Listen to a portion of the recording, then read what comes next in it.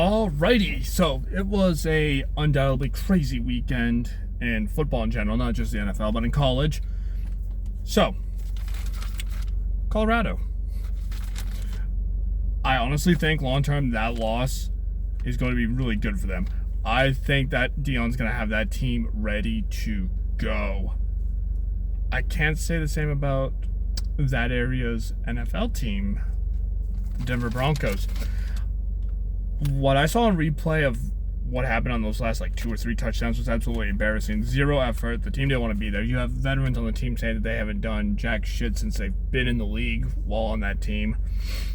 Yeah, unfortunately, I like Coach Payton. I think he's already lost the locker room now. And I don't know if part of that's carrying over from last year under Coach Hackett, but it's got to fall on the current coach. See, Bama covered against Mississippi, as I figured. UCLA, that was pathetic against Utah. I don't know what went on there. Washington State and Oregon State was pretty good. I did say Oregon State -3. Ended up being Washington State by 3. I said to take Ohio State at 3.5. They won by 3, by half a foot with 1 second left against my beloved Notre Dame Fighting Irish.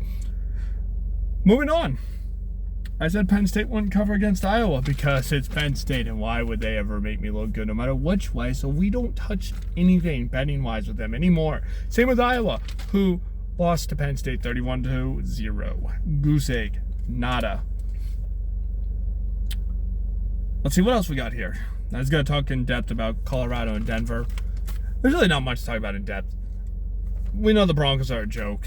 Everyone knows it. Nobody knows. There's no way. No one has a crystal ball that's going to tell you how the Buffalo bounced back under Deion. But I'm imagining that now that they've come crashing back into earth, the pressure's gone. The pressure on them right now is gone.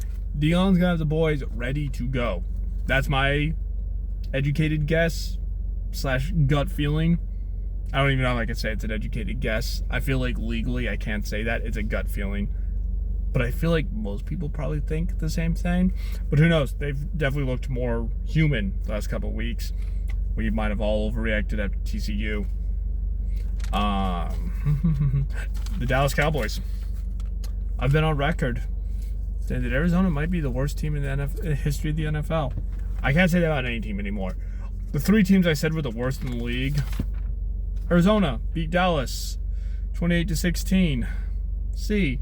Houston squashed Jacksonville 37-17. Honestly, Jacksonville's not impressed me yet this year. Indy beat Baltimore 22-19. So I'm going to shut my mouth and not say that any team is the worst we've ever seen anymore.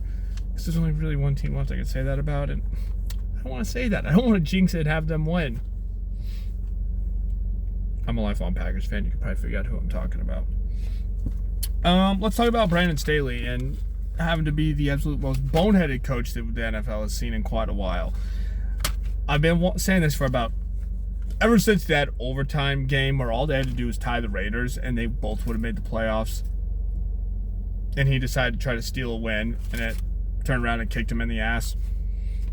The Chargers are going to waste so much talent and, more importantly, the prime years of Justin Herbert's careers if this idiot's allowed to continue coaching. Honestly, fire him now. I've heard rumblings that there's talks. I don't know if it's speculation or if they've actually reached out to Coach Harbaugh down in Michigan. I hope so. I like Harbaugh. I hate Michigan. I don't want him there. I want him coaching Justin Herbert. I would absolutely love that.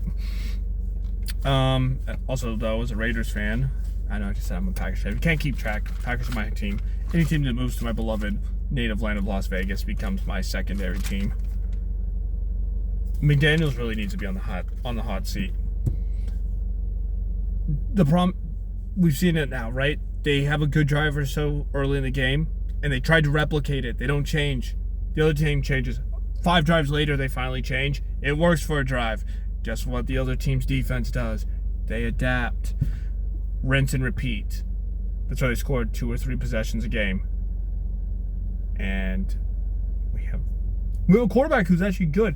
You look at all the numbers. Garoppolo's good if you look at the analytics. Ignore the 3 interceptions last night. As soon as they put up some cheesy Vegas-themed graphic about how good he is, I knew we were screwed. We have the defending rushing champion of the league. We have the best receiver over the last, decade. We do need more help at receivers, and we need to remember that the tight end position, they're allowed to catch. I don't think we should trade Waller, but I was thrilled when we grabbed Mayer out of Notre Dame. As a Notre Dame fan, I was thrilled on that. He has 1 or 2 catches all year, and we barely try to look for him. Or Hunter Renfrow, our slot receiver, number 3 in line. And the bet I'm going to regret not placing at the beginning of the year, probably Tua Tagovailoa for MVP. If he could stay healthy. The dude's ridiculous right now.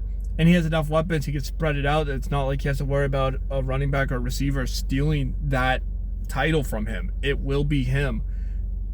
I know it's almost always the quarterback. If Minnesota ever would have been good this year, there's still time. They can snap out and win 14 in a row, make me look like a genius saying they'd be 14-3.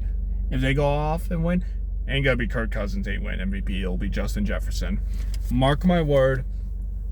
And with that, we'll talk betting tomorrow after tonight's games. I'm still holding my breath to find out exactly what's going on with Joe Burrow before I make any assumptions on that game. Well, until then, see you all tomorrow.